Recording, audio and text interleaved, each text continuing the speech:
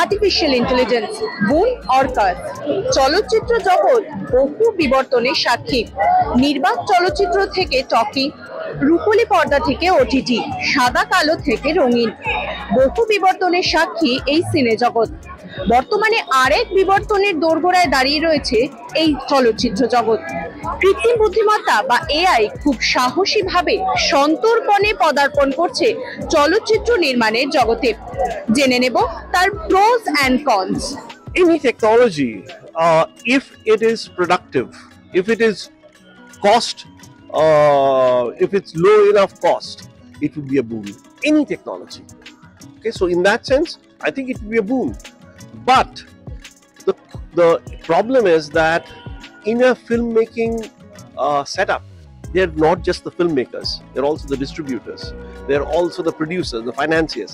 How they will use it and how we will use it is going to be quite different.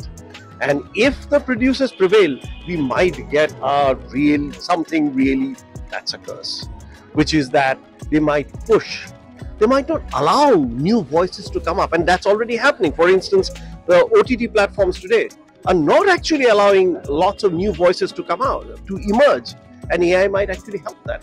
So it's not a straightforward answer. From me, as a creator, I love it. As the overall picture, who knows?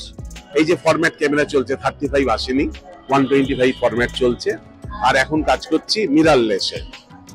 তখন যখন এক একটার পর এক একটা stage এলো, সবসময় না পরের জেনারেশনকে মানে আগের থেকে চ্যালেঞ্জ করতে করতে আসে।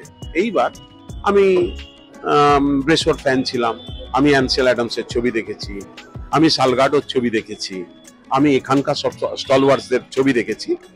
তখন এটা কি ছিল যে কপি হয়ে যাবে বা তার দ্বারা কতটা প্রভাবিত হবো, কিন্তু আমি করেছিলাম যেভাবেই হোক না কেন আমার ছোট্ট ছোট্ট টুলস এবং ভাবনা নিয়ে আমার কাজগুলো করব। এবার এআইটা তো একটা প্রতিষ্ঠিত আজকের সেমিনারে যেটা টুলস, ঠিক আমাদের ফটোগ্রাফিতে, যার জন্য আমি এটা রিলেট করলাম, যখন ফটোশপ এসে গেল আমাদের বলেছে সব ফটোশপ করে দেবে। এআই এখনই ফেল করে গেছে। তার ফলে এটাকে আমরা যেমন ফটোশপকে বলেছিলাম একটা টিচিং, আমি একটা টি শার্টটা কিনেছি, ছিঁড়ে গেছে, ফটোশপ খুব সুন্দর ভালো স্টিচ করতে পারে, কিন্তু আমি মানে এই টি শার্টটা কিনতে যাওয়ার সময় বলি না যে আগেই ধরে নিচ্ছে ছিঁড়ে যাবে, যে দাদা এটা ফটোশপ এটা ভালো করে স্টিচ করা যাবে তো।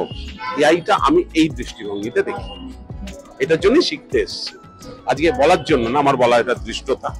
আমি আমার নিজের প্রফেশনে পুট করতে চেষ্টা করি এবং এটা ভাবি যে আগামীতে আমি এটাকে কি করে ব্যবহার করব।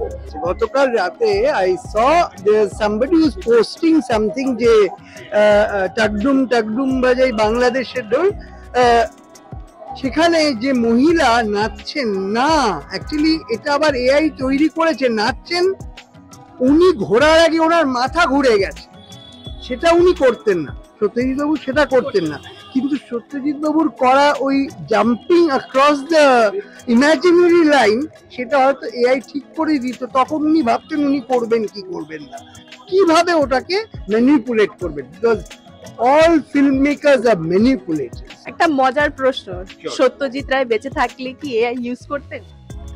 আমার তো মনে হয় করতেন, because he was a very modern person.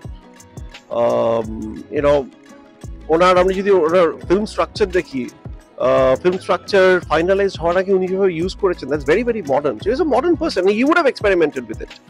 সিনেমার ইতিহাসের এই গুরুত্বপূর্ণ মুহূর্তে এআই কিভাবে চলচ্চিত্র নির্মাণে প্রভাব ফেলবে, তার থেকেও বরং গুরুত্বপূর্ণ আমরা কিভাবে এর প্রতিক্রিয়া জানাবো সেটাই।